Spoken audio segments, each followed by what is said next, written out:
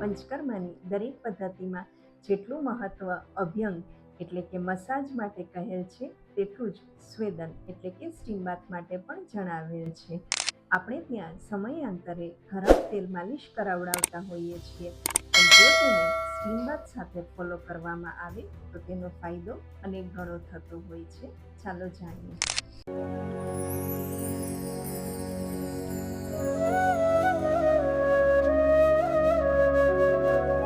પંચકર્માની દરેક પ્રક્રિયા પહેલા સ્નેહન તથા સ્વેદન અનુસરવામાં આવે છે, જેમાં અલગ અલગ પદ્ધતિ મુજબ ફૂલ બોડી અથવા તો પાર્શલ બોડી મસાજ આપવામાં આવે છે.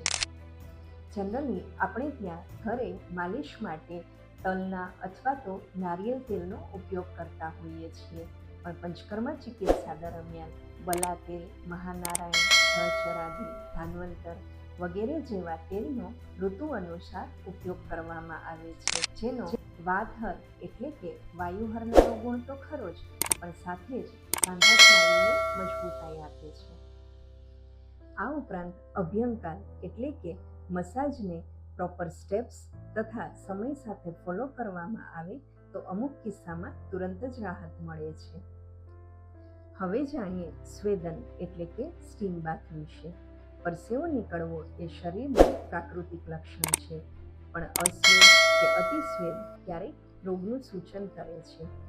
સ્વેદ એ શરીર અંતર્ગત મળ છે, એટલે જ મસાજ જેટલું જ મહત્વ સ્ટીમ એટલે કે શેક પ્રક્રિયાને પણ કહેલ છે.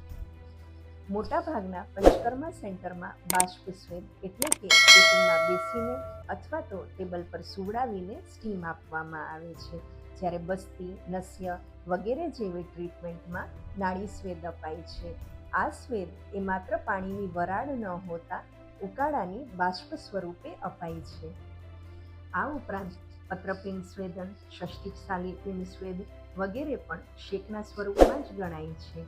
તો આ રીતે મસાજ અને સ્ટીમ સાથે કરાવવાથી અંગોમાં મૃદુતા આવે છે, ચામડીમાં રહેલા મૃત કોષો સહેલાઈથી બહાર નીકળી જાય છે તથા લોહીના પરિભ્રમણમાં પણ મદદરૂપ બને છે, અને બંને સાથે કરાવવાથી અગ્નિ પ્રદીપ્ત થાય છે અને ભોજનમાં પણ રુચિ વધે છે.